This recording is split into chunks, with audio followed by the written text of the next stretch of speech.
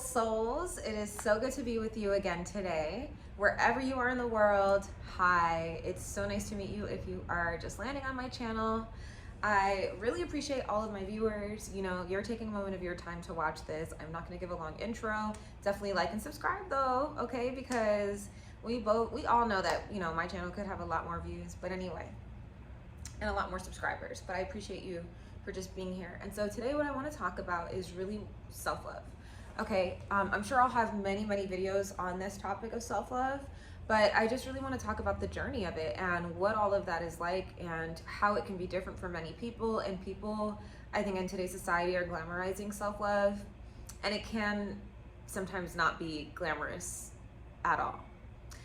Okay, so I will say that self-love is messy, it's unpredictable, it's a path that you create for yourself. So it's not something where there's a guidebook and they're like, this is what you need to do for better self-love or more self-love or the right way to self-love. It's your way, the way that works for you.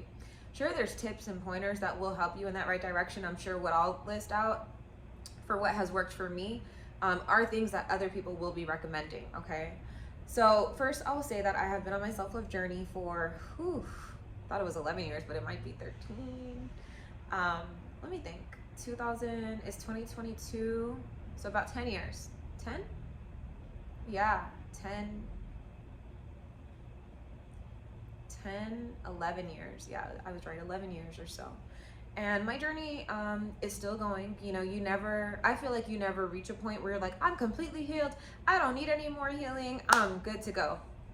However, along my journey of 11 years of pretty aggressively facing, you know, my self-love journey and really working hard towards this, I have arrived at places where I'm like, wow, I definitely see an improvement in how I love and respect myself and honor who I am.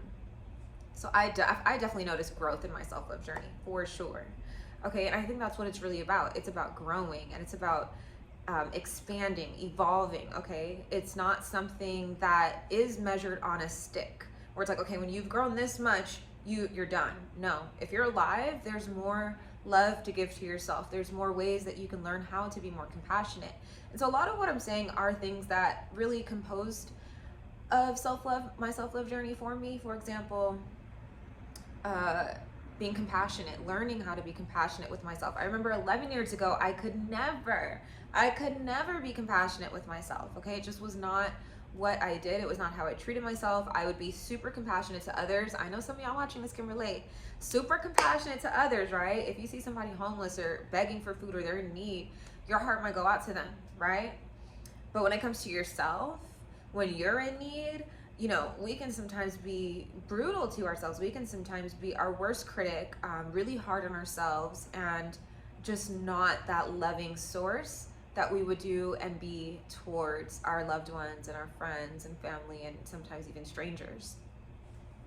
So that's that. For me too, what I've noticed about the self-love journey is it's an exploratory thing, okay? A journey is always about exploring, period. That's what the whole point of a journey is, to explore.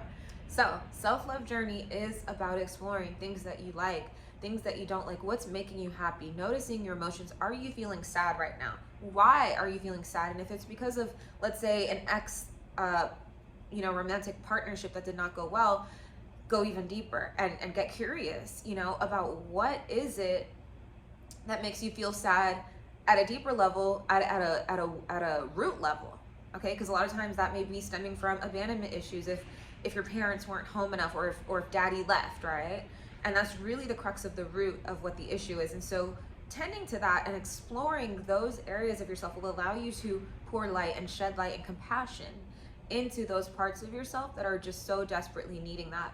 Another thing that I find very helpful in the self-love journey is connecting to your inner child, really getting to know him or her, and, you know, really spending the time to build trust from him or her. A lot of times when we have been abused in childhood, whether that's sexual, physical, verbal, emotional, we tend to, when it's not healed, when those abuses have not been tended to, we tend to basically have our inner child take control and take the wheel as adults. And you may notice this. You may notice times when you're like, well, why am I not acting emotionally my age? Or why am I why are my emotions all over the place and I can't contain them in a mature way? Usually that's because your inner child is steering the wheel, driving the car, when really it needs to be the adult driving the car and your inner child in the back seat, or however, whatever analogy you want to use. For me, I personally enjoy envisioning me and my inner child hugging in union and being one and whole within ourselves, because I really truly feel that a lot of this journey is about that. Finding that oneness and wholeness within yourself and not having to seek outside of yourself for that validation, approval, okay? Fear of rejection, which we tend to do immediately before we even give an opportunity a chance to survive, okay? We may be fearing rejection so bad that we completely deny that opportunity from even reaching us, or we self-sabotage, or we sabotage the connection if it is a connection that you are dealing with and having trouble with. Okay, so with the self-love journey, I would say that. Also, I will say to give yourself grace.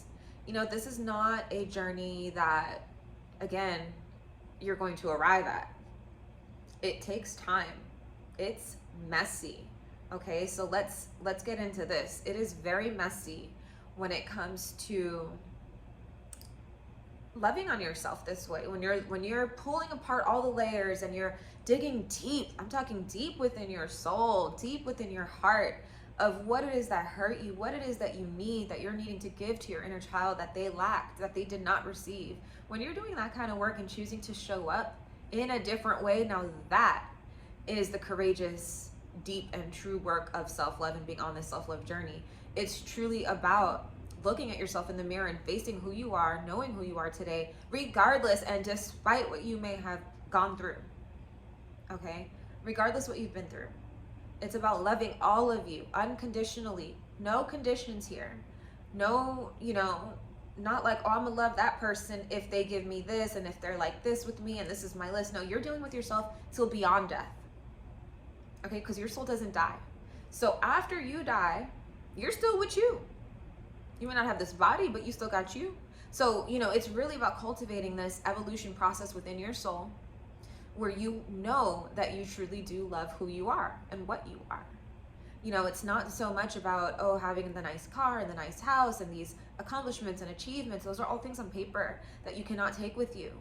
Self-love is deeper than that. Now, don't get me wrong, okay? Because I will be the biggest advocate for you going out and making sure you look good, making sure you are setting goals for yourself and you're giving yourself the best damn chance you can in this lifetime. But that is because of self-love, okay? It's not the other way around. You don't do those things to gain self-love or to love yourself more. No, because external factors can always be removed. And like I said earlier, they cannot go with you in the afterlife when you pass on from this physical 3D world. So those are kind of just some words of advice, I guess I would say, in this self-love journey. As I mentioned earlier, I will definitely be giving more tips on self-love and how to increase your personal self-love journey. A couple last bonus things I'll mention are that you can definitely, I would suggest to travel. I suggest to travel so you can learn who you are in different atmospheres, in different environments, and also so you can learn more.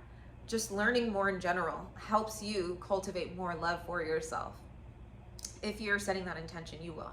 Okay, just by expanding your horizon, you leave more room for love to survive there and be there and thrive there. Okay, another suggestion is journaling. Y'all know I'm making this a big part of my channel, is journaling and meditating and really just making that your own thing. There's no rules, okay? You can journal whatever's on your heart. I have clients ask me, does it need to be a certain way? Does it need to be formal? No. Journal whatever you feel, because what's gonna happen is you're gonna build a deeper connection to yourself and who you are just by letting your inner voice out in whatever expression that may be, okay?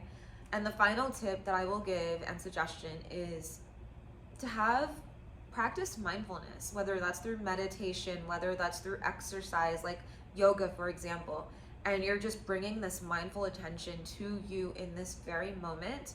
That does help with your self-love journey, okay?